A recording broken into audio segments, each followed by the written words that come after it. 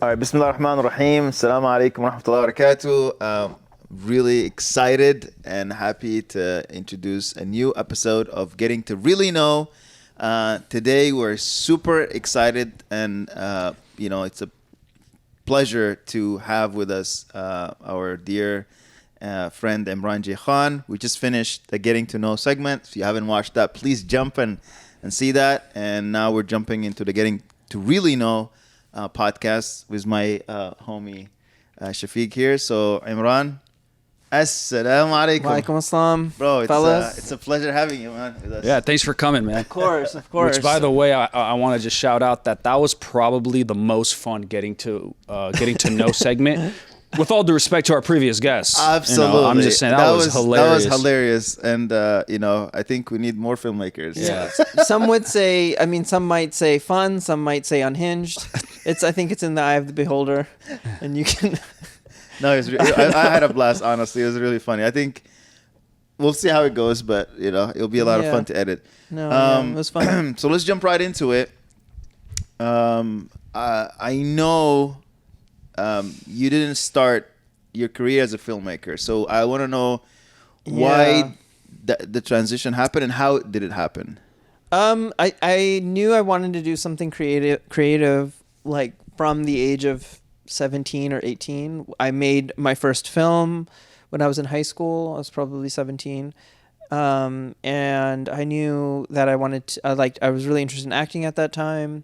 So I was doing a lot of creative stuff. I didn't really have the commitment or the wherewithal to commit to a career, like a creative career. And so I kind of just followed the track of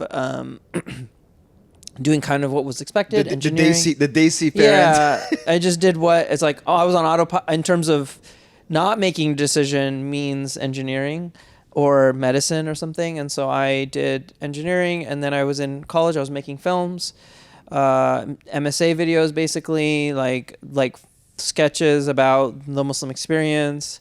And just, YouTube comes out, and I meet Hassan Minhaj there in college, and we were making videos together, and then we put stuff on YouTube, and then some of those popped off, or they went viral. And so I'm still doing engineering, and then I graduate. I do a bunch of stuff, like random stuff. I was in a band a bit for a little, I experimented with music. I experimented with stand-up comedy. I experimented with different kind of creative things. And then I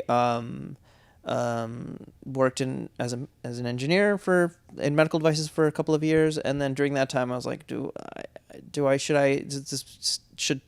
filmmaking be a hobby for me? Should it be my career? And then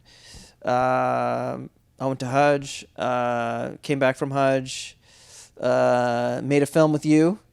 And then I was like, I think I remember having distinct feelings on set of making that short, of just being like, I think I should do this. I think I should do this more I think I should do this in terms of a life choice. And then I watched the film after, and I thought, you know what, I could use some more formal training. I was like, I know what I'm trying to do, and I know I can do, I think there's some stuff I'm good at, and there's some stuff I'm working on. And I thought I need to fill in these gaps of my craft. And so I was like, I think I would benefit from going to school for this. And then around that time I was like, I'm going to apply to film schools. I applied, I got into one, NYU Tishaja, and I said, well, this is it. Either I do this now professionally, or I kind of put this on the back burner. And I decided, How old were you at that point? I was 25 when I was 26 when I started, but I was 25 I think when I was making the choice to go. So it's never too late, really, to change. Yeah, I felt very deep already in the engineering thing, and I felt like it was now or never. But looking back, it was still early in my career.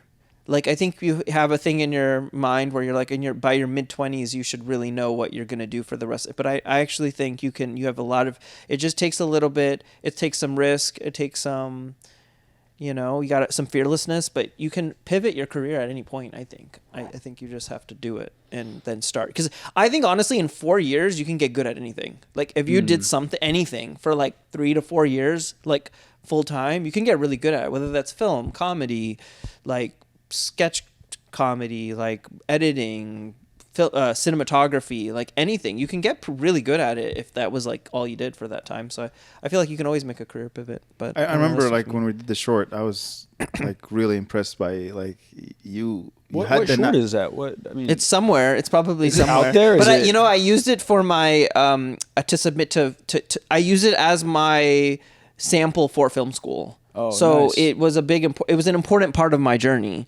It's called Now There's a Big Break, and Now There's a Big Break. it's like your first formal like short like where Yeah. you had a actual crew. Yeah, and, I'd say, because it was yeah. all like you use these. Before I used to shoot all my own. It was like Yeah. I was more of a one man band. I would like shoot and direct and edit all at the same time. And then that was the first time it was like we had more of a crew, and there was like a sound guy, and there was like a cinema. You were the cinematographer right. and producer, and we were kind of like there's more like roles, and so I think it was. What year was this? This was 2011. Oh, okay. 2010. I don't remember. Long time ago. It's a while back. It was before I went to film school. I haven't lived in the Bay Area for like 11 years now. Oh my god, that's Which is, Yeah. It's like so. That's how I'm long not I've been really. in the- I come here a lot because my family's here, but I don't. Yeah. I like haven't lived here in a really long time. Was that the first time you two met?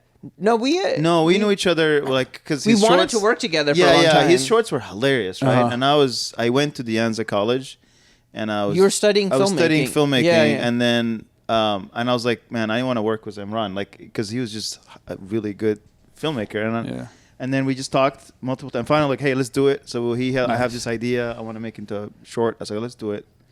And then It just took time, took but we got time. it together. We got it, yeah. and then we did the short, and it was really good. I just I like that short a lot. I just Yeah. It's just it's like and I have good memories. Like it was fun to make it, and it was like It was a lot of learning for the both of you, I assume. yeah, everything is Yeah. though. But I It's think always, everything I've ever made, I've like felt like a beginner again.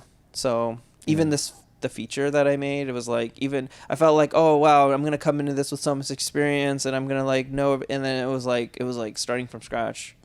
Like I think that's the humbling thing about filmmaking is like every project you like begin on is like you realize how few transferable skills there were from the other things you've done, and this thing is just a unique thing that you need to now figure out. And it's like all the stuff you've learned before, some of it's relevant, but most of it is like not going to help you with this particular. It's like playing chess, right? Like Every game is different. every Yeah. game is different. It's like there is a moment in chess where it's called a new game.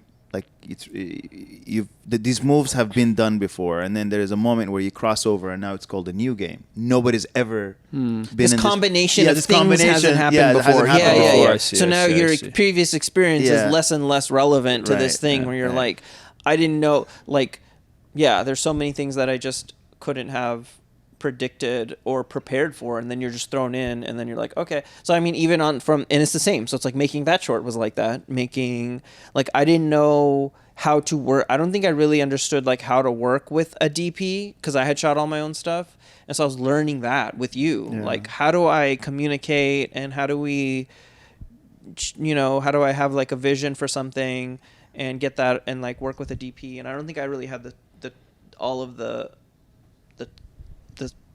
skills or the vocabulary or anything. I think film school taught me all that. Yeah. So now but it's been. But then I Yeah. think the transformation before and after film school was huge. I mean, I saw Maybe. your short. I don't know. Oh, your yeah, thesis yeah. short. Yeah, and prom. it was, Yeah. Prom was beautiful. I mean, he did prom, which is a short about Hassan Minhaj's. Yeah, it's based off of his one-man show, and One-man I show, took yeah. I took a story from it, and then I was like, I think this could be a short film, and then me and him collabed on it, and then it became my thesis for NYU, and then that again another stepping stone, because that's the thing that people watched when they were like deciding to make Mustache. Like when people were deciding to either come on board or finance it, like that's the short. People were like, "Oh, this guy knows how to make a movie." Like it just showed some competence. Like I think at every level, you're just trying to show competence for the next thing to show people. So it's like my film school short. I mean, the Now There's Big Break, which we worked on together.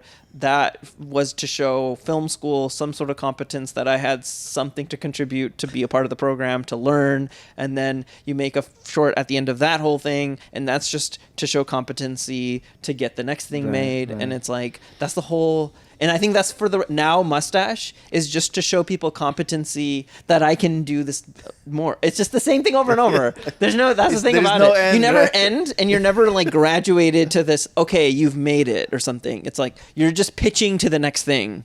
Like the people who have made, like you can make like an Oscar-winning short, and it's literally just a pitch to then get your next move, And so, how crucial or mandatory is it for a filmmaker to go to film school then? that's a really good question. I mean, I think it depends on the person. I think the critical question you have to ask yourself is, do I like being in a classroom studying this? Because if you like being in a classroom studying it, could be great for you. If you're the kind of person that's like, no, I just want to go and make movies and learn that way, I think film school can be like a waste of time for you. How long is film school? Normal, it's like 3 to 4 years, depending on the program. So what's funny is that you said if you do anything for 3 to 4 years, you'll get really good at it. So in I really theory, believe in that. if I were to just go do film on my own and network and trial and error, would that outweigh sitting in a classroom for 4 years? Yeah, maybe. It could if you get plugged in. Tarantino didn't. Yeah, but I mean, you got to like there's you got to get that education somehow, right? Right. So it's like you need to now do that on your own, which means getting on a lot of film sets. Yeah. Making your own stuff, writing a lot, and also increasing your film IQ in terms of like your expand your references. Like I think that's the thing. I just in getting introduced to a lot of films I wouldn't have watched normally, like in film school, was invaluable. Like I just got to see so much world cinema, so many classics, like that it's like greatly influenced. Like there's so many things in even Mustache that are like, because I watched I was exposed to more films. And so I feel like that's a big part of it. Is you can create the film school education on your own easily. It's like what they say is like, what is that, like that Goodwill Hunting thing where it's like, oh, you could have got all that with like a library card, like everything. It's like, you can, but sometimes it's hard to find mentors. It's hard to find. So I had a lot of really good mentors, like professors in film school that like, had a huge impact on me. And so that's also like it's hard to find that on your own, but you can. I think like going to De Anza, the one thing that I loved is it forces you to make films. Deadlines and all that. Like I function good.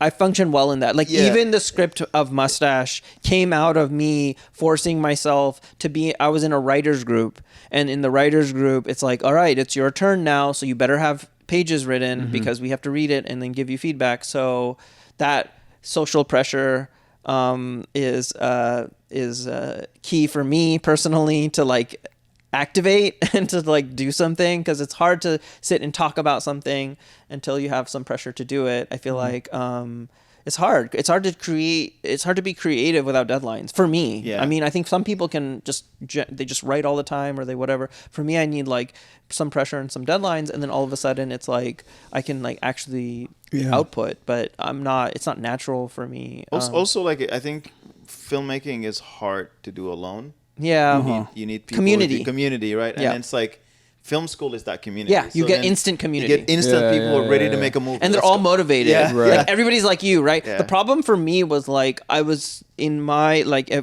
in the Muslim community that I grew up in, and then even in college and everything. People are like, the majority of people who are like trying to help me make movies are like, they're going to law school or they're going to med school, or they're going to go do this, they're going to do that. They're only there to like for like kind of like for like an hour. They're not really there to like learn film, and they're not there to like, they just want to like, they're just there for like a little while or whatever. And so I feel like if you want to find dedicated people who are like, we want to really make movies, we love movies and we want to get better at it, then you have to like, then film school is a good way to do that. Yeah. But you can find that community in other places, you know, like in other ways, like by just working, right? Like if you became a PA for, you could become a PA in LA or something, and then you just get on film sets and you're helping people and you're meeting people who are on your level.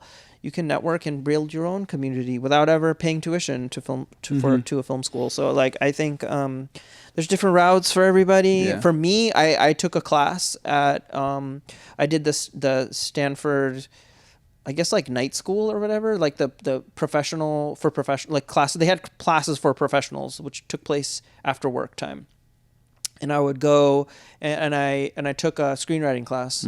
And sitting in that screenwriting class was like a revelation. It was like, oh, I enjoy being here and studying this. I had not had that experience previously in my education, in my academic career, where like I was sitting in class and enjoying it, wanting to go to class and like wanting to be there. And so I was like, wow, this is cool. Is this what film school could be like? Maybe if that's the case, then maybe I'd enjoy it. And so that's unique to me. Like I enjoyed sitting there talking about it and like having somebody teach me about it. Right. Like, and so that's when I thought, oh, I think I'd like film school. So it was like, that was a good experience that made me feel more sure that I could go all in on something like film school, whereas not everybody likes to do that. Hisham, you might have experience in script writing. I know nothing about script writing, but one of our previous guests, Ibrahim Al-Ariqi, he's a machine learning AI expert. Wow. And he was saying that like machine learning and AI and chat GPT or whatever, like it's gonna change the game for all industries. Oh, for sure. How do you foresee or kind of like what that's gonna do, what that technology is gonna do for writing script? I think right now I can say I've been messing around with ChatGPT also, like just to see if I can use it to help me with my writing. And I have mixed results in terms of if it's useful for me personally. And like it does help you get unstuck sometimes, and it can help generate ideas. I think ultimately you still need a creative person to curate the ideas and to be like, all right, what from this is actually useful. It can speed up the process of writing in the sense that it's getting things on the page faster.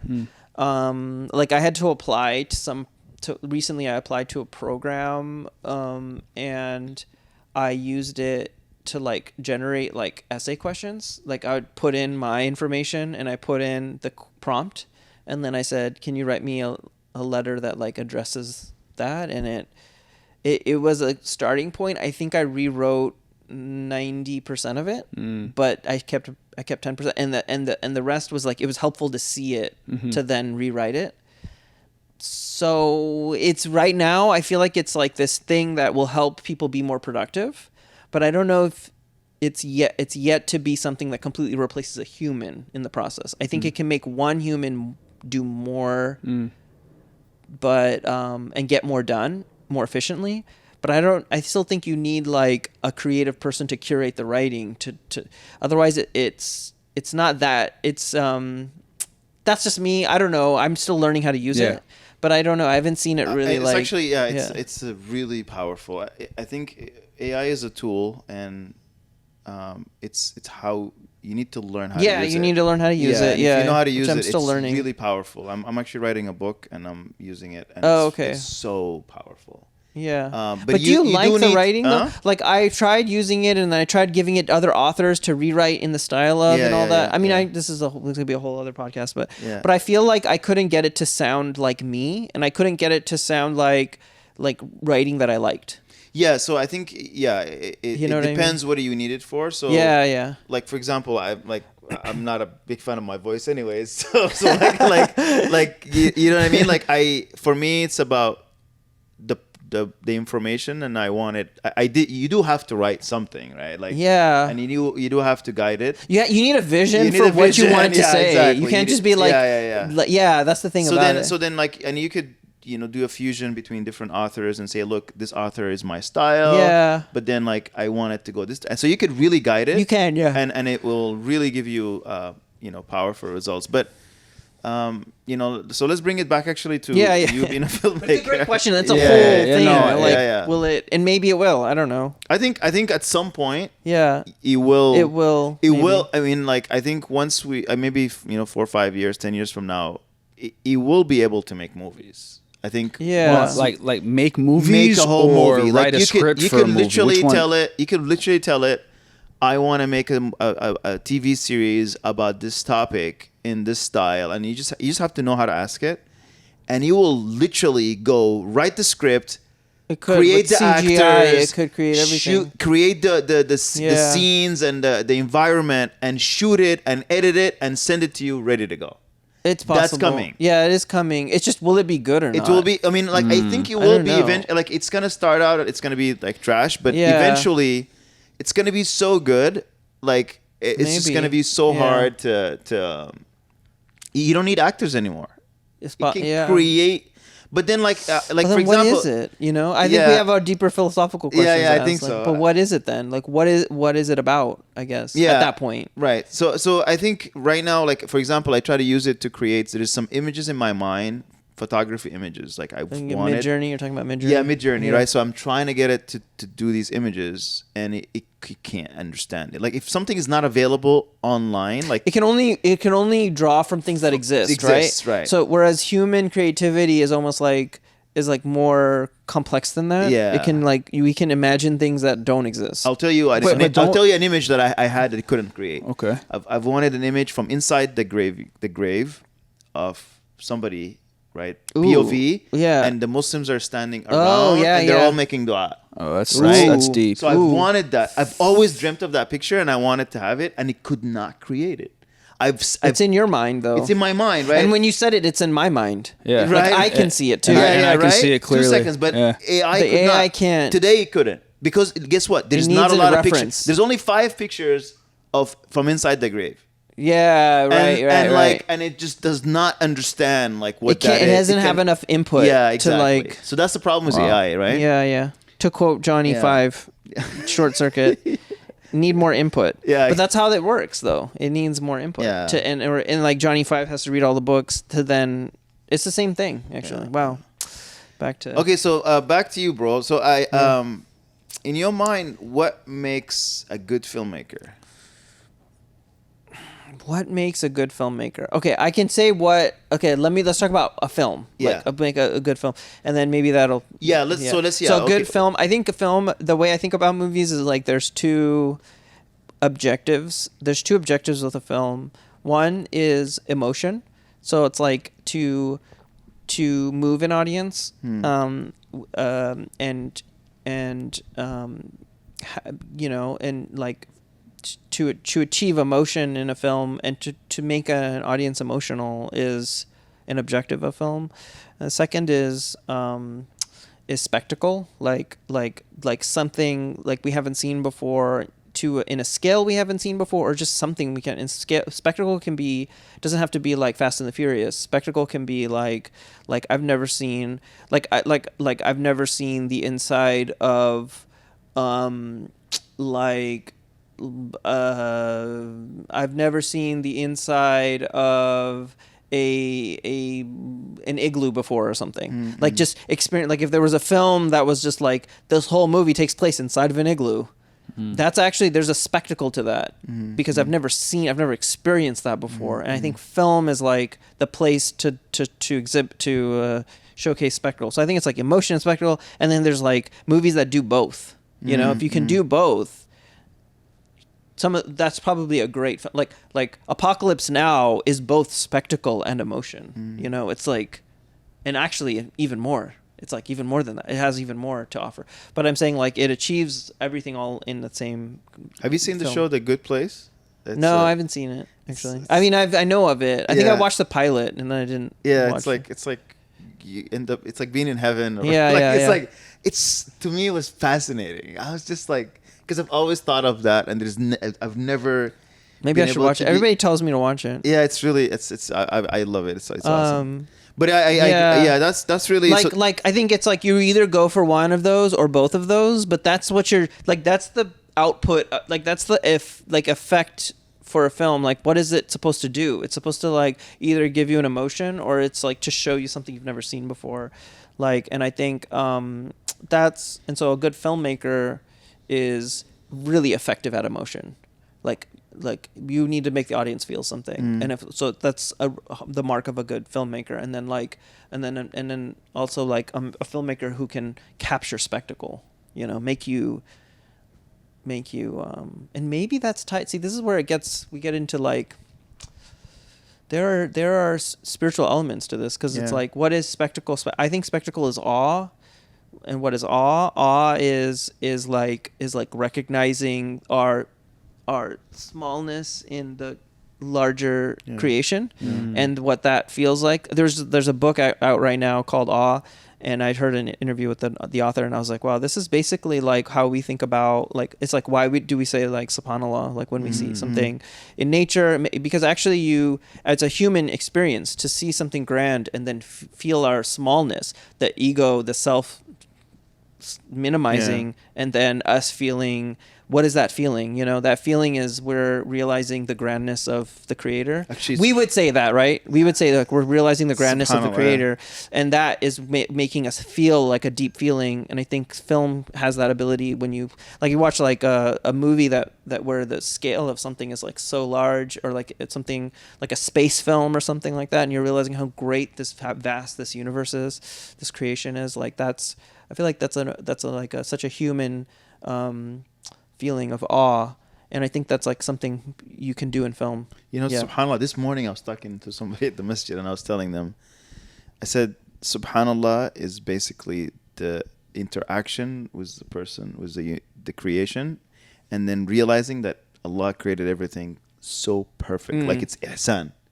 You realize the ihsan in everything. You look at your hand and you're like, dude, this is perfect. Like, and then that experience is subhanallah. What does it translate to? So like I know what it means, it's but like glory be to Allah. Actually, but more specifically, there's nothing nothing is like Allah. Like there's the unique. It's actually pointing to the uniqueness of Allah. It's like how awesome is Allah, or like it's just all of these. Like it's just like you're in awe.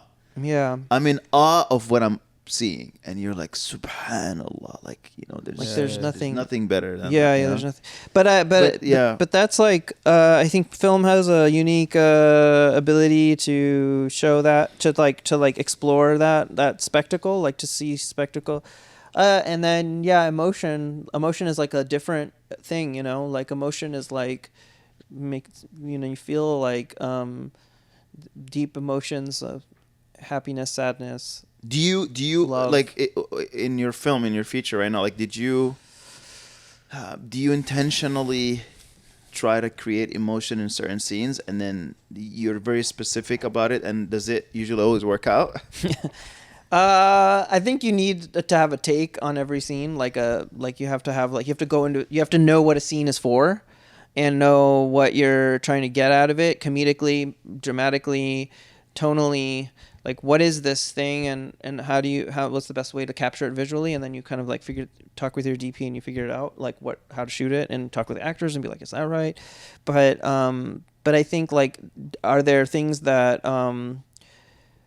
there's stuff that, like sometimes like a joke that you like a lot gets cut from the film because it's just it didn't work right, like in the execution of it. That happens all the time. And who's making those decisions? Forgive my ignorance here, but like if you have a really good joke that you're like, I really want, and then how does it get cut? Like, well, it's a very collaborative medium, so there's like a lot of people involved, from producers to other people, like the director and everybody. So it's like I'm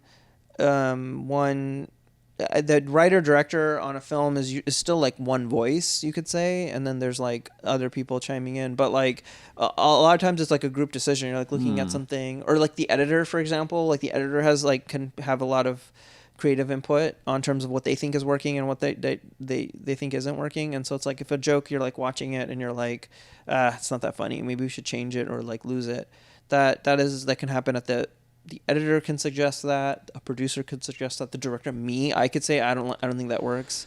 Like, let's change. Is there someone with everybody, like the ultimate decision making? Like, is there a CEO? And again, Yeah, forgive my ignorance, but is there someone that can just override yeah, everything? you could say the financier, I guess. Technically, they have like final say on like what the movie ends up being. That's for, and then that's on the independent film world, and in the other, in like the studio world, it's the studio. They would determine, because they're putting up the money for it. Got it. Technically, like if they're like, hey, you got to cut that scene, we don't like it, that's what you have to do. I see. That's why it's not, I think the higher levels you reach, or like the higher level you're working on as a filmmaker, the more people you have to answer to in a way. And so you have to that's part of it. That's part of the profession. That's part of like It's like being a filmmaker. I think they say limitation is the right. Yeah. Like the source for creativity or something. And it's like, I think as a filmmaker, it's like it's never like open ended. Like you can do whatever you want. Yeah, you have all that the never budget in the happened. world. Actually, when that happens, that's when you actually really like doesn't work out. Yeah. The more, I mean, it's amazing. You're more creative when you're limited, and actually, like, it kind of sucks. And I know sometimes, like, you know, you want to do something, and then the producers will not allow you to do it, or they will not allow you to get that extra shot, or have that extra day, or get a certain actor, or whatever. And it's like, and a lot of times, it sucks and it's frustrating. But then, like, that problem ends up, you know, becoming like making you creative and To solve, to find another way to do it. And Yeah. the solution ends up being even better than what you. Yeah, that happens all the time. Yeah. So I mean, it's not. I think I don't know, to bring like more like the spirituality to the conversation. It's like if you're really like if you're faced if everything, if you really believe that like everything is from Allah subhanahu wa ta'ala, then even the problem coming to you is also from Allah subhanahu wa ta'ala. So then like that's part of it. It's not separate from it. It's not like the thing that's happening to you is separate from, it's all, And there's like goodness in that problem. yeah, so you have to then take it all, right? Like you have to take it all together and realize this is part of the path that I'm on to do this thing. Yeah. And now what's the best way forward, and then embracing it and not wallowing in what could have been or something like that. Yeah. I think Actually, can you talk about like you remember you mentioned about director's role? Like, what does the director really do? What does a director really do? I think a director is more of like a creative facilitator than they are like the dictator of like what, you know, like I think the director is trying to, like, the director has a vision and like an over like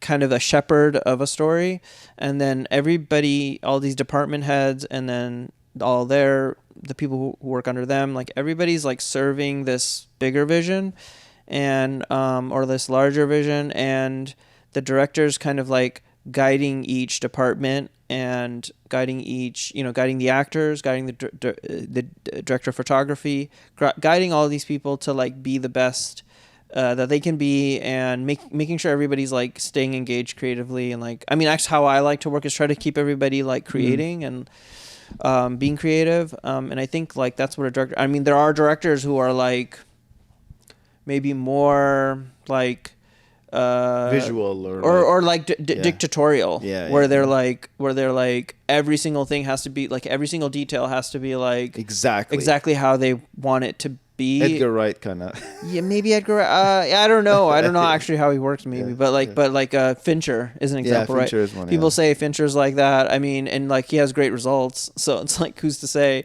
But I mean, is it easy to work with that person? I don't know. And also, it's like, do I want to work like that? I don't think I like that. I think I would. I don't feel the need to have all the answers, and I think if you come to filmmaking with questions and talking things through with people and being like, what do you think? Like, asking an actor, what did you think about that? Did you like what you just did? Do you want to do something different? Like, what do you feel? And then if I have an actual impulse, a suggestion, an instinct on something, I'll give it. But I don't try to give my opinion just for the sake of giving my opinion, because I don't know if that's even good for the film. I think it's good to like keep a lighter hand, but then firm when you actually have something to say. Not just have something to say all the time for everything, because it's like I don't know either, and that's why like I would ask my DP on Mustache. I asked my DP David Jones like all the time, like, what do you think about that? And sometimes you just need an outside opinion. Yeah. For Mustache, you happen to be the writer and director, right? But that's not always the case. Yeah. Right? You could have like a writer. Yeah, you could direct somebody else's writing, and sometimes you just wrote it and then somebody else directs it. Yeah. Yeah. So that is hard because it's almost like two different jobs. So I was like rewriting the script on set in between setups or in between, scenes or whatever, to be like, oh, like, let me try to improve this. Because oftentimes like an actor, so it's like I do the writing part while I'm on set, and then I also have to direct while I'm on set. So it is like, it's mentally taxing in a different way. But sometimes an actor's just saying a line and you're like, I need to help them here. How do I help them make this line feel better for them? Let me rewrite it. Cause it's like, sometimes it's just doesn't feel right. Like the person saying it doesn't feel like this actor would say that, and just is just my gut instinct. And so then you just be like, hey, instead of saying this, why don't you say, especially working with kids, I would change the lines all the time because kids, like, they fumble over very weird things where they just like can't say them. And so then I would be like, oh, instead of that, just say this. It's like is the opposite true? Like, would you ever allow an actor to just say a line completely different than what you had written, but you're like, oh no, that actually works? Yeah, all the time. Because sometimes they would say, I think if you create an environment where people feel they can be creative, and they can also suggest things. Yeah. If you create an environment where everybody's too scared of the director and they don't want to like suggest things because they don't want to get like, they don't want to get told no over and over, then they won't do that. But if you create an environment where people feel like, hey, I can suggest, hey, what if instead of walking here, I walk here, and then I say this, and oh, wouldn't it be funny if I did this or whatever? And I'm like, oh, cool, do it, try it, let's just see what it looks like. And then we look at it and I'm like, that's great, let's do that for the take. Like, I think that you can get a lot of creativity from your actors and from people by just letting them do whatever they want. If they have a cool idea, try it. If worst case, it'll get cut in the edit or something. But at least they got to try something, and if it was good, it'll stick. And that happened. A lot of things in Mustache were like, there's a lot of improvised lines and like little like bits and pieces that were like not in the script, but they just added a little bit of life to something, or they like enhanced a scene that was already there. So I think it's like trying to trying to allow for the environment to be open is good. That's how I enjoy. That's when I enjoyed the most on set, when everybody was like collaborating and everybody was throwing ideas at the wall and we're all like working together. Because again, I think you can be a director where you're like, I need to have all the answers, but I don't feel the impulse to be that person on set. That's how I am too, honestly. And I think like, you want to prepare as much as you can. You want to have the film in your head. It's clear. You know exactly what you want. You've done all your homework. But then you walk into the set. Kind of throw it away. You throw it away and you're like, hey. Because it's like reality is a lot of time different than what you imagine. I think that was hard earlier in my career. I still feel like I'm in my early career, but earlier in my career, I felt like it was hard for me to differentiate that, like the plan versus the reality. Yeah. I would try to force the plan onto reality, and it's just a bad idea. Like it's better to like be like, literally forget about the plan and just be like, what's fun in this moment right now, this human moment we are in. The lights, the cameras, like the people that I have here, the DP, like everybody who's in this moment now, let's do something creative. It's a very different way of thinking, actually, than like, we need to shoot this scene a particular way to blah, blah, blah, blah. It's like very intellectual that way. But if you come into it and you're just like, this is what I'm looking at, this is where we are, we're present in this moment. Now what could we do?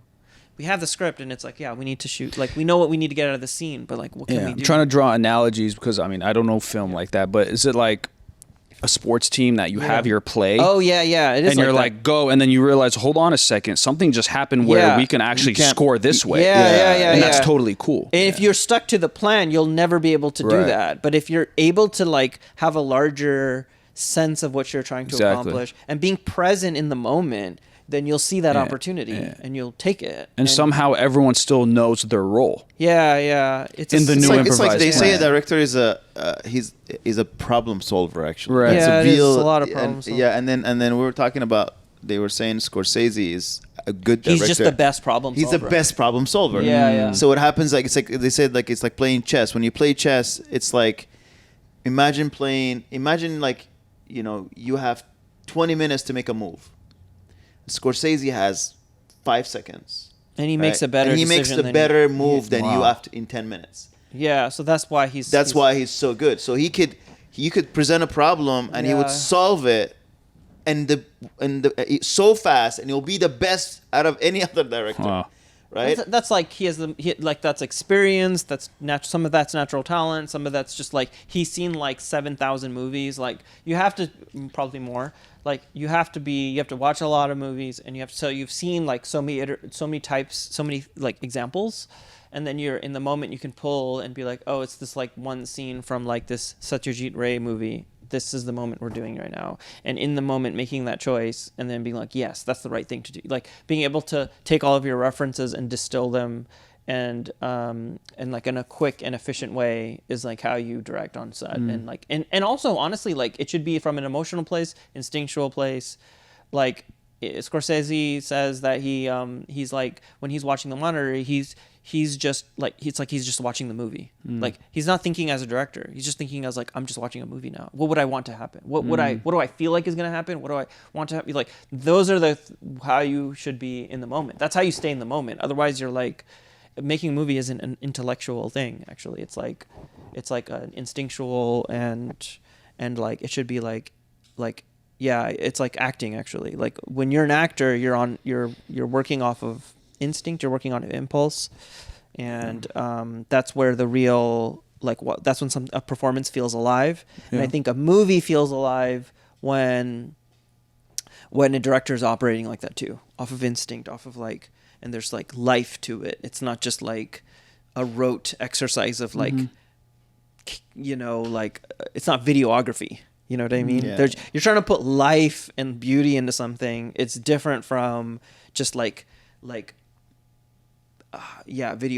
or like shooting a live event or something like that. It's a very different practice of what you're doing. So Hisham, we're at the about halfway mark, so I'm sure there are other topics you want to tackle. I wanted to talk about mustache. So, first of all, why mustache? And Why mustache? How did that idea come about? and the follow-up question, how mustache? Yeah, exactly. And when mustache? Why? I mean, I just was like, I think I'd come out of a period of time where I was like writing I was writing things that were 1 degree abstracted from myself in terms of doing things that were stylized, things that were heightened, things that were like it's like there's like some kind of barrier between me, who I am, and the actual thing, the stories I was telling. And at some point I wanted to like do something closer because I felt that as a writer, it's a very obvious thing. Everybody at the beginning of your career, they tell you this, but I don't think I really understood it until I started working on Mustache, which is write what you know. And I think I was like, oh, well, I'm going to, do something one level removed because it's more comfortable for me to like write something that's like not about me, not about my family, not about my life, and something that's just like a vague like interpretation of those things. And I at some point hit walls creatively, and I was just like, look, I gotta if I'm gonna give this directing thing one more chance, I should just go like do what I can do. Like I've put these barriers in front of myself as an artist, as a human. And they're not really serving me. So, and it's scary to do that because you're like, is my family going to like this? Is the community going to be upset? It's like all these things will start to bubble up when you're trying to, when you decide to do something that's more personal. But then at the same time, it's like, well, what's the point of being a filmmaker if you're not going to offer something real to people and you're not going to give them something authentic? I think then and at the same time, it's like all the things I like are because somebody put an authentic experience on film. And so I realized I should do that. And then I just started writing these moments, like scenes and moments and voiceover, pieces of voiceover that felt real, like things I thought or felt when I was 13. And the reason I chose that time period was I felt like it was me going from when I transitioned from Islamic school to public school. It was like such a awkward, like weird time that I had largely had blocked it out of my memory in a lot of ways. Like I just never thought about it. I didn't think, I had kind of just moved on, and I didn't think about it a lot. And then I realized like maybe there was something there about that time that could be, like that could be like the thing that what I realized is maybe the thing that you don't want to talk about is probably the thing you should make a movie about. And so I felt, well, there's something there. And then the whole like, and then the mustache thing, like that was like, oh yeah, my parents didn't want me to shave. And I feel that's like a funny thing and a sad thing. It's kind of like everything. It represented a lot about what it's like to be that age and be self-conscious. Did you know that? Sorry, go ahead. Yeah. No, I was gonna say, did you know the title before writing it, or as you were writing it, you decided on the title? I started writing scenes, and then I knew that's what it was going to be called. Okay. Yeah, it was like I started writing scenes, and then I wrote like this scene that's a version of it is in the movie where he's in front of the mirror and he's kind of like talking about obedience and like I think that line has always been in some version of this line of like oh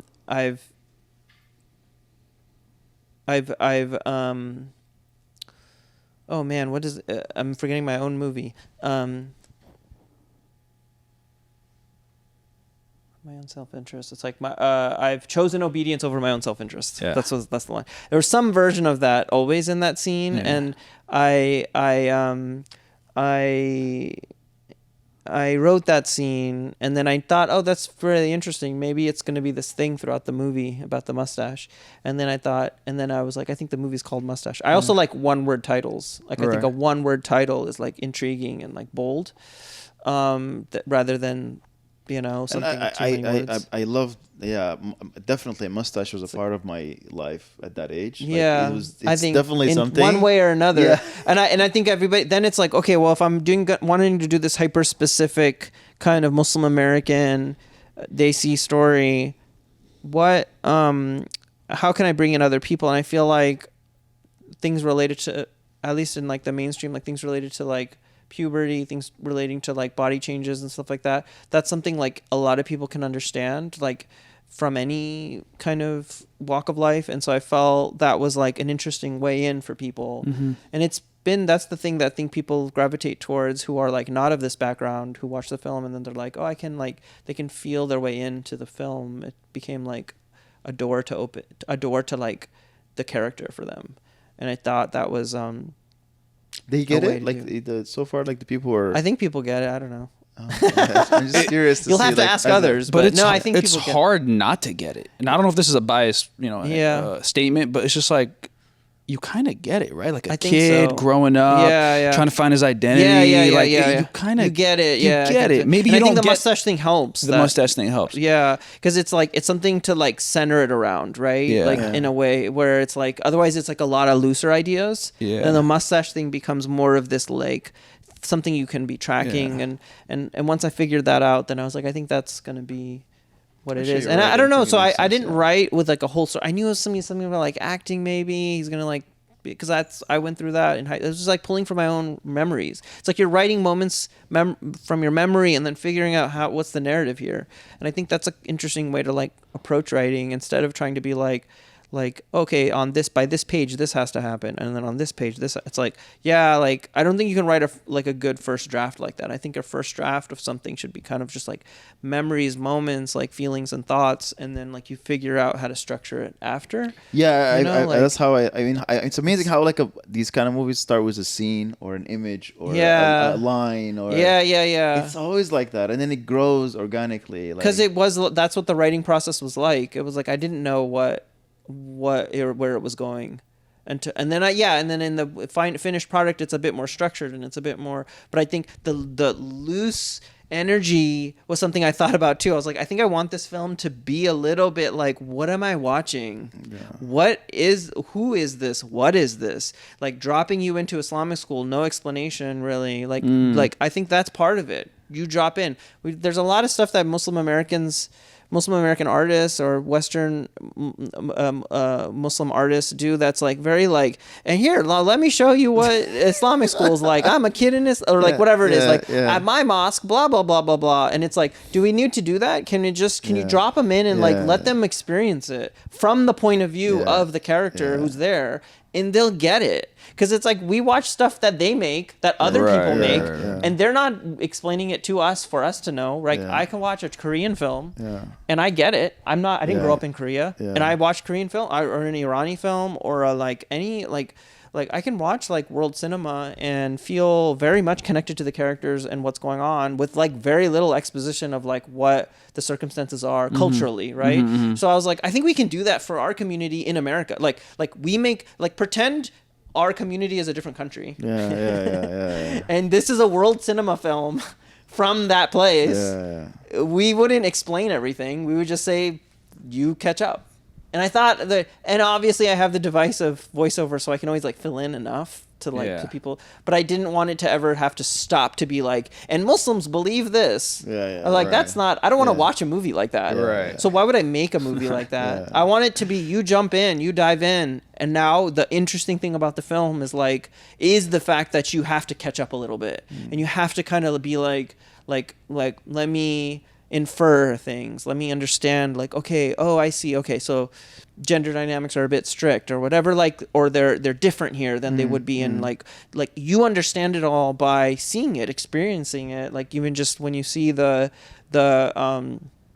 when you see the way the picture is and like the girls are on one side and the boys are on the other, or when you're in the class and you see that they're on different sides of the room, it's like you're going to infer quite a lot just by visually seeing that than you would if we stopped and we tried to explain like what that's about. I don't know. I think movies are interesting when you don't have to like spoon feed, and those are the kind of things I like to watch. So I was like, that's what I was connect the dots quickly. Right? And we do. That's the whole point. You want to be thinking. They always say, do you assume the audience to be smart or to be like dumb? And I think a lot of times we just assume. Well, we're defensive. I think we're defensive about being Muslim, right? So we're defensive, like we have to explain everything because they might think the wrong thing or something. And I'm like, okay, whatever. Like I think it takes a little bit of courage, or take on a little bit of risk to be like, okay, well, I'm okay I'm okay. Like I want to present this the way I want to present it, and I'm okay with the risk that they take it the wrong way. You gotta, because otherwise you're just making something like a PSA it's like people are smarter than we give them credit for, and we should give them something that's a little bit better. And I love what you said about being who you are, right? Like I think that's what everybody's interested in. Nobody's interested in, something else. We want Chafik. We want a human being behind something. I want to watch because there's only one you, right? Yeah. And if you don't give me, even in stand-up comedy or any art, it's called having a voice, really. It's like, right? And it's like the more authentic you are, and the more you are, and the more people are interested, the more it's actually engaging. The more, you can't be everything to everyone, right? So but you can be yourself, right? You can be like a unique, authentic your person, and so you can just be true to yourself and put something out there that's like really. And I think it's like then it comes down to like what's in you. Then if you I feel like it's if you have a negative opinion, it's like if there's whatever your thoughts and feelings are, they're going to come through in the work, and then you have to kind of be okay with that. And I think that's why this film is so special. I just saw it in my kids. I have a 22-year-old and I have an 18-year-old, right? And watching them watch it and be so, just feel like this is me. This is, that's incredible. Relate to it in that way, and just say this is hilarious, and they were just laughing the whole time and in shock. I mean, they were in shock watching it. Like they didn't even know that was possible. Yeah, because that's crazy. we've grown up like all our lives watching stories of other people and then try to relate it somehow to us. That's it's true. never been us. Like it's unapologetically like us. That's crazy. You know what I mean? Yeah, and the fact that you just said like, hey, I just put you right in there. I don't need to introduce anything. I know who I am. I'm just giving you that, and like, if you understand it, good for you. If you don't, good luck to you. I'm not trying to like please you here. I'm just trying to show me. 18 and 22. I'm a decade old. I'm 30 with the kid, like with the family, and watching the film. Like I was like, yo, that is me, and I'm like a grown man, right? That's like, awesome. but it's just so relevant. Yeah, and I think we're all. The thing about the movie is I don't think we really have that many examples of like Muslim characters who are like also like practicing too. So it's like there's I think there's characters who are like maybe like running away from their religious identity or their religion or faith. But I was like, I'm not interested in that. That's not my exact experience. Like, I don't think I ever had like a conflict of like, oh, do I want to be Muslim or not? I think it was more, I think my conflict always was, how do I navigate the different, whether, like in this case, it's like public high school versus like your Muslim community life, and like the way those get confusing and complicated, and what's in you feeling like, where can I express myself fully, and how and where, and having to, and some characters, like there's characters in the film that kind of represent when you just sort of bifurcate and you're just two different people. I'm going to be this person with my non-Muslim friends, and I'm going to be this person with my Muslim friends, and hope they never meet. And that's like a type of person. And I've encountered many of those types of people, and that's what those characters are like based on. And then there's people who are maybe awkward in either scenario, failing to be authentic in each scenario. And I feel I never saw the flavor of that felt like, oh, I could identify with that. And so the movie came out of maybe also that, like being like, okay, well, can I represent that in a way that I would feel real to me. So that's I don't think we have a lot of examples. We don't. Seriously, we don't. Have either of you seen Miss Marvel? Yeah, show? Yeah, that's great. I caught some parallels between the family dynamic. I don't know. I don't remember her age, but the main character. But like they're somewhere around that same age. But yeah, that was cool. Yeah. I mean, that's what I mean. There's starting to be stuff. Yeah. Have you seen it? There's not a lot. Absolutely. Yeah. It was, but I think I just felt Imran's was more. We don't need to put a. I know. I mean, we don't need to pit them against each other. I think the cool thing now is that there's so many different flavors of things you can create. That it's I think the cool thing now is that everybody's using their unique voices to like make different things, and I think that's what we need to just do, do more of, and so about Mustache, like how, bro, like you did a feature film. Do you know how hard that is? Do I know how rapid fire? Do you know that? No. Yes. I don't know. Yeah. It is hard. It is really hard. Like seriously, like how did you get funding? How did you, get a team of producers behind you? And like this has been the journey of my life, and I have not been able to crack the code. I don't know how you did it. Honestly, in some way. When I reflect on the experience, I'm like, it doesn't feel like something, this is going to sound weird, but it doesn't feel like something I did. It's more like something that happened to me, It's like, it just was a circumstance I was put in where people wanted to make the movie. A team formed around the film. I'm like, okay. And then one thing led to the next, and then we were on set shooting it. And then it's like, it wasn't something I was comfortable in my career as an editor prior. I was working on studio films and all that as an assistant editor. I could have just kept doing that, climbing that ladder. And so I was like, look, if this happens, it happens. If not, like, I'm content with where my career is and all that.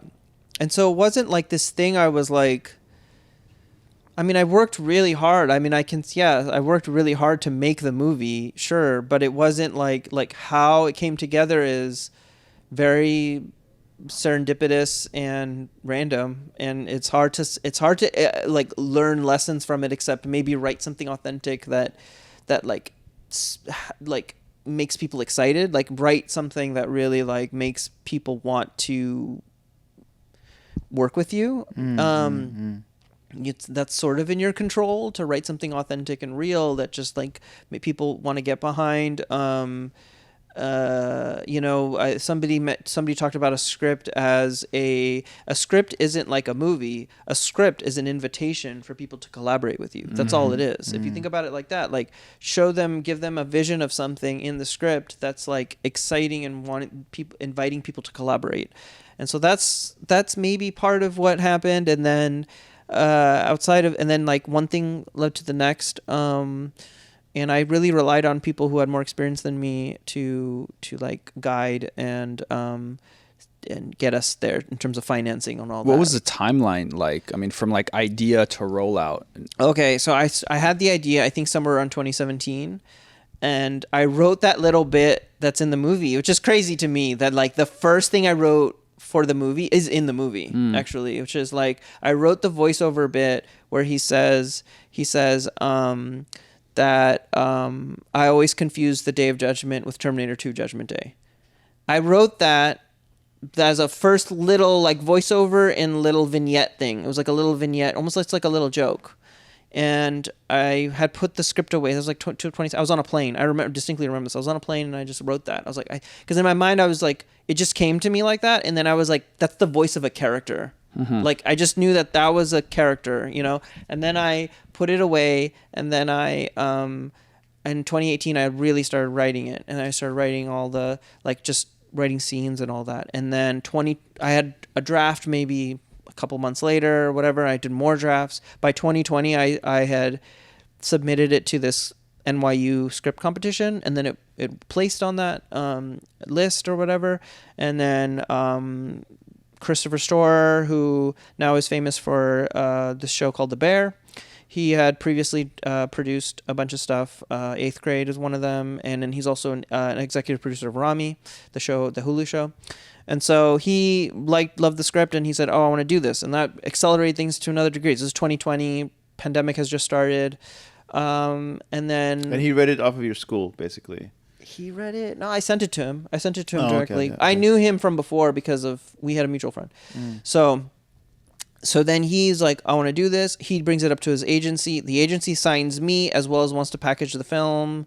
And then it was like about a year and a half to 2 years of getting financing, of like meeting different people who make similar kinds of movies, people who make similar sized films, that kind of $2 to $5 million first feature-ish kind of films, altruistic films or whatever. Those are the people we're meeting in terms of financing. That's like a budget category, 2 to 5? Yeah. It's like independent, you know, sub. Yeah, that range is like what we needed for this film, and then also what, there's a whole slew of like films that do kind of. That's a lot of money. I don't know if you like. It is, but it's for films. It's nothing. It's like but it's almost the minimum. But from like raising, it is you hard. have to raise that much money. Yeah. It's it's a lot. It's a lot. Like so, you just see like that's why I was asking that question is, and your answer is amazing because like it's like at the end of the day, like you talked about tawakkul. Yeah. Oh right? yeah. Like big time. It seems like it's like making a movie is almost like a spiritual journey. It is. It is, and you can't really, it's hard to even articulate because so much of it is out of your control. Everything is like the scheduling of everything, the casting of everything, what's going to happen on the day, the weather, all kinds of things are just way out of your control. You're just like on for a ride, and you're hoping and I think if you have an open mind, heart, soul, you're just looking at everything in terms of how can it be an opportunity, and you just keep going, and and it's hard, and it's a muscle you practice of not falling into fear, and trying to stay open to the situation you're in and just make just good decisions. Back to the Scorsese thing. Were there any moments where you were like, dude, this may not happen? It may not happen. Yeah, there were times where like financing fell through. We were close to shooting, and there was all kinds of things that like happened like that. Our main actor, one of the main actors, dropped out. Before a couple of, I'm just saying it was quite close to the shooting, and then we were able to recast. So a lot of things happened where you're just like, this is wild. Like, what are we going to do here? And then I think taking a step and realizing this is part of it. I think if you every moment you're like, no, this is part of it. This is how the movie is going to get made. It's not like it's like, this is how the movie, like you have to imagine yourself in the future having made the movie. And just being like, this is part of what I'm experiencing right now is part of the story of how this movie gets made. Yeah. And that kind of like can put you in a bit of ease of. It's interesting because there's a parallel to that Islamically too. Of like, if like we know where we're headed, it's like we're headed towards the Day of Judgment in terms of like an ultimate, like what it's all about. Knowing that.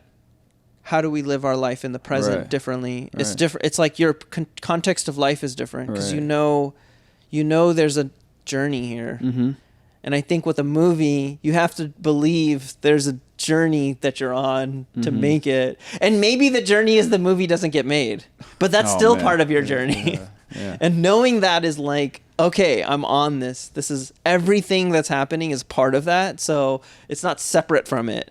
Everything's part of it. So embrace it. And then now you're in like a different state of, even creatively, you're in a different state because you're not like scared to do anything. You're more just like, what could it be? Yeah. You're asking yourself different questions than like, why is this happening to me? Which is an unproductive question to ask when you're in the middle of something. It's more, how could this be an opportunity to do something cool, to do something interesting, to do something funny? To do something engaging, to do something that we wouldn't have done otherwise. Like, okay, an actor dropped out. Well, there's an opportunity to look at all the actors again and see what, or we lost a location. Okay, cool. Well, let's reimagine this scene in a different location. That happened all the time in the movie where, the scene was supposed to take place in a car and then we lose the car and now we have to find another place. I'm like, what if we did it here? Cool. What if it's like this? Cool. Now we're being creative and redesigning it from scratch on the day we have to shoot it. Wow. Even though we planned all this stuff to do in a different location, forget it. Now let's just have fun in the moment. Yeah. And that takes a different muscle. I think that's the director muscle that I'm still learning because I feel, again, I'm in the beginning of this whole thing. I'm just trying to wrap up the timeline. Sorry, you got to finance, you said a year and a half, and then just to wrap that up. Yeah, so 2021, like mid 2021, it looked like we were going to make it. Like we had the money, I was being told we were probably going to make it. And then or sort of late 2021, early 2022. And then we shot the film summer 2022. How long is the shooting? So a year ago, actually. Oh. What is it, July? Yeah. I was in Toronto a year ago for pre-production. Okay. I didn't even know you were filming. I didn't even know. I mean, I knew. What did you think was happening? I have no idea. I knew you were looking for your actors. I saw the post and I was like, this and that. And I remember, like a year before, when you asked me the question about the script. It's like literally. You're trying to figure out where am I? I'm like, I don't even. And then I see the film is done. I'm like, what? When did you shoot it? It was. We shot it January. We shot it. From the end of July last summer to the end of August. So that month period. And then we were in pre-production for a month before that. So I went to Toronto the end of June. Yeah. So 2 months you were there, you did all the which is crazy. We're talking about the movie. It was just a year ago. And it's like that's pretty fast, man. That's pretty good.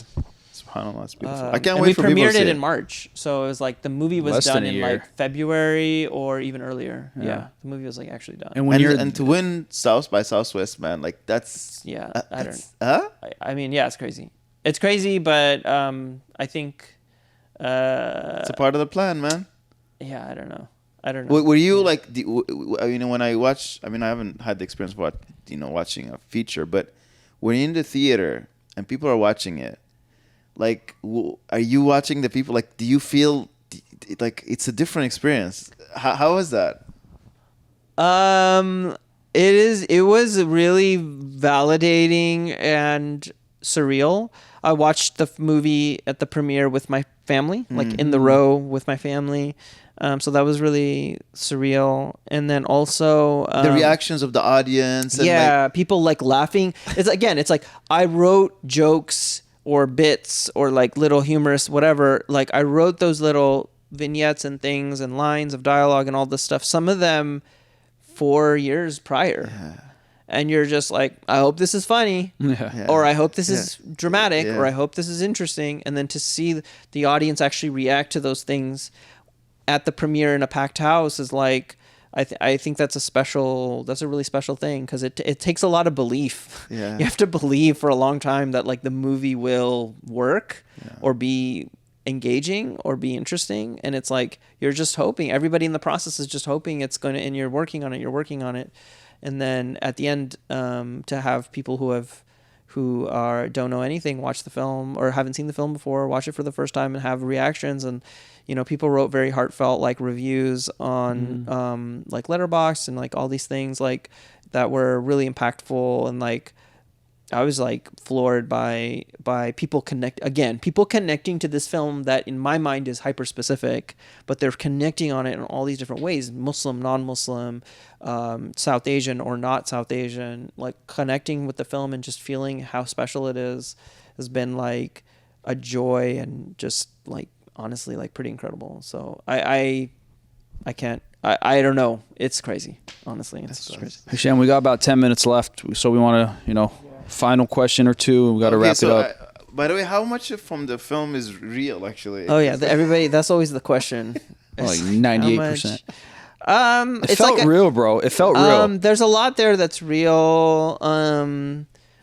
Like I said, the mustache thing's pretty real. The like the family's pretty close to like it's very much like I have an older sister, an older brother, and a younger brother, and my parents are kind of loosely based off of the parents but also they're different. It's like an actor comes in and does their own thing. It's different than what you would have. Did you guys have a van back then? Yeah. Oh yeah, we had a van. Yeah, we didn't have that van, but we had a van. My dad did have a BMW that was similar to the one in the car in the movie. So cool. Yeah, there was stuff that was pulled from my Cordoba. The naming, I love the naming. Oh yeah. Oh man. No, all the small elements of the private Islamic school were so on point. Oh, like we actually shot in an Islamic school. Oh, you too. did? Yeah, we shot in an Islamic school in Toronto. Oh, yeah, nice. And it had the '90s vibe to it, right? Because that building, they were in the middle of converting it still, so it still felt like an office building. And I said that all the time. I was talking to them. I was like, when I went to school, it was like going to school in an office building. Yeah, and I wanted that that weird juxtaposition, and also that the feeling of a community in transition, a community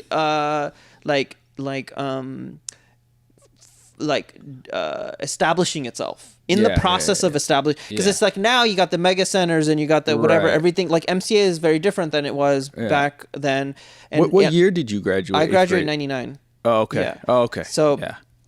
So it's like I saw the kind of like a renovation of the building, and we were there when it was still being renovated and stuff. And so in my mind, I was like, I think that's really interesting to show this earlier period of the Muslim community where things are a little more of a patchwork of like they're praying in a kind of improvised space. It's not like a masjid, you know what I mean? I think whenever you see like Muslims in popular culture, they're always praying in like a perfect mosque, like in some like very idyllic, and you're like, that's not what my experience was to go to the mosque or go to the masjid when I was a kid. Was like, we're in a basement, we're in an office building, and it looks like an office building. It doesn't look like you're in Dubai at this like fancy, you know what I mean? So I was like, that grittiness, I was like, I think that's more real to me than, so I was trying to capture that. The MCA banquet halls. Yeah, exactly. Dude, that was so real. We found something. I was like, the fundraiser. The fundraiser thing. That was so real. That was just too accurate that it was like scary. It was so like, what? And I had to communicate all of that to production designers and be like, because they have something in their mind. They're thinking about what does a Muslim event look like. I was like, no. This is like the 90s.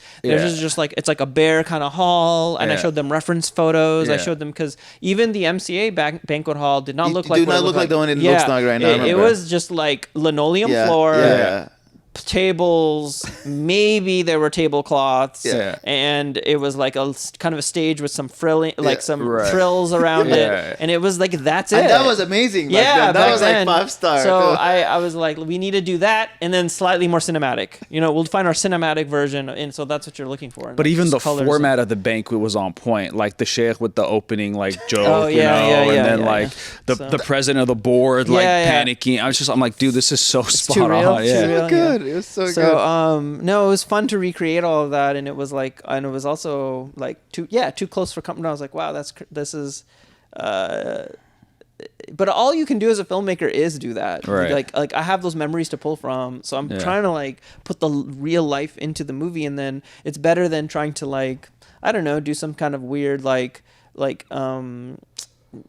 everything seem like way better than it was too. Like I think I was like, let me just show it as it was. Like let me try to do that, because I think there's beauty in that anyway. I think a community finding its voice as finding its place. I thought that was more compelling and more interesting than to like in terms of visually how to show it, than to show everything as like, I don't know, like just perfect and like, I don't know. Anyway, but that's so. And then how did you get like A-list actors, and how was it working with them? Was it hard? Was it like, I mean, those are some big names in there.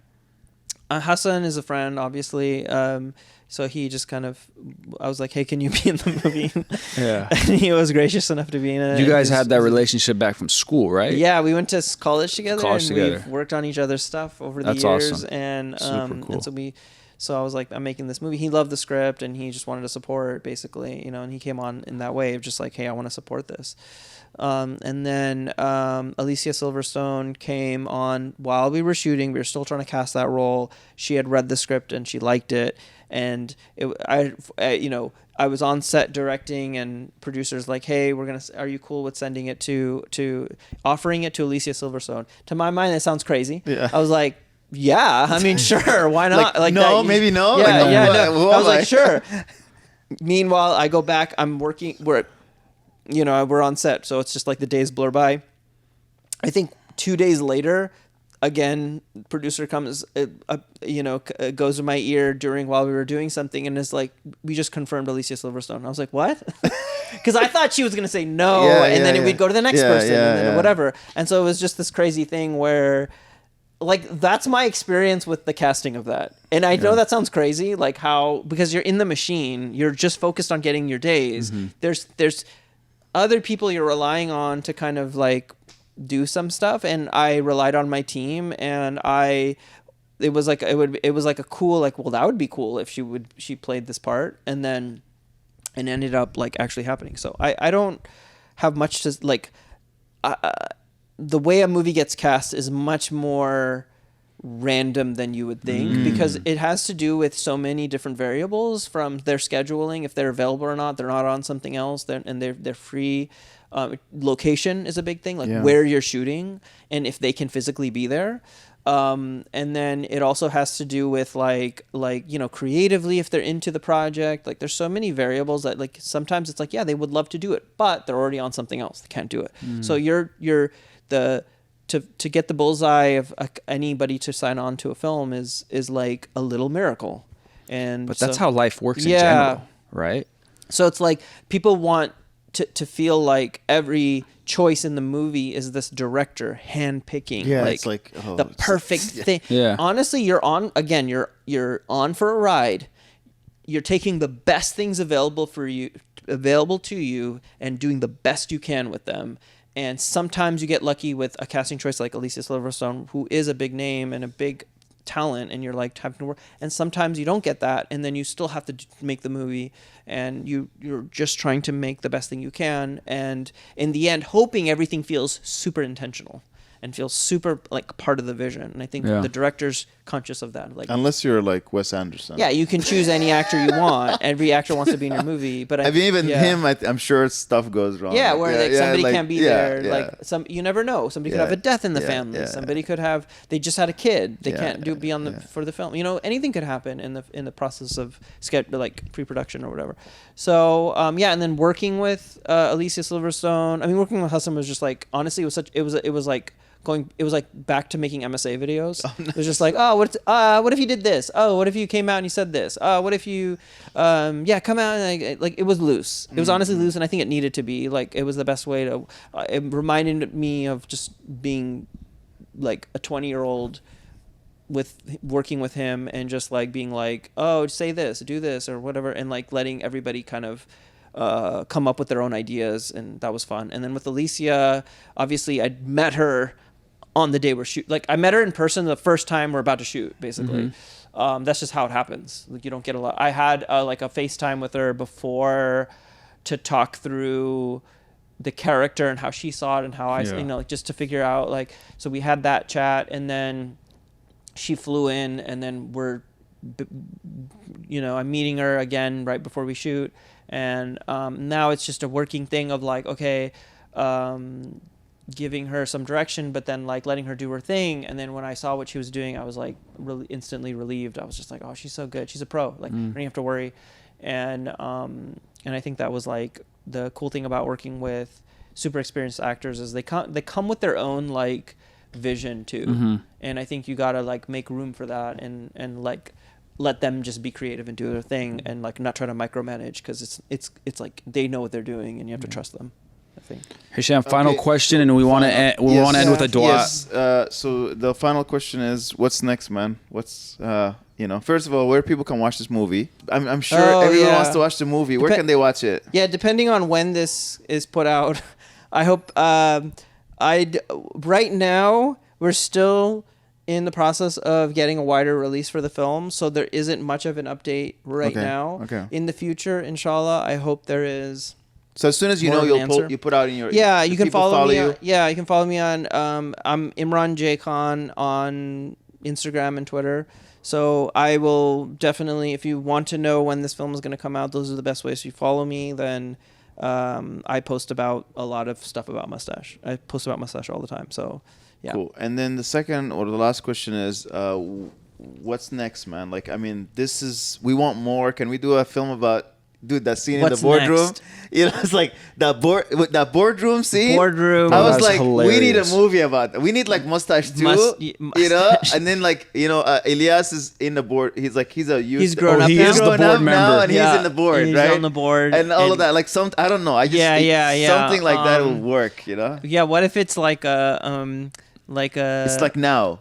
Yeah, like instead of like a period piece, like 2023. 2023. Oh my gosh. Elias is like man. 40. He's 30. You know what I mean? And then like he's in the board, and it's like I love this. I love this. You like guys, you keep going. I'm telling you, man. Like the old and the new. Yeah. You know that struggle. But challenges still exist, because with each generation you still have challenges. Yeah. It's kind of the transition, the old guard versus the new guard, and like how do you transition this community? I mean, or just do like I don't know, like a like a reality show or something. Should I do a reality show?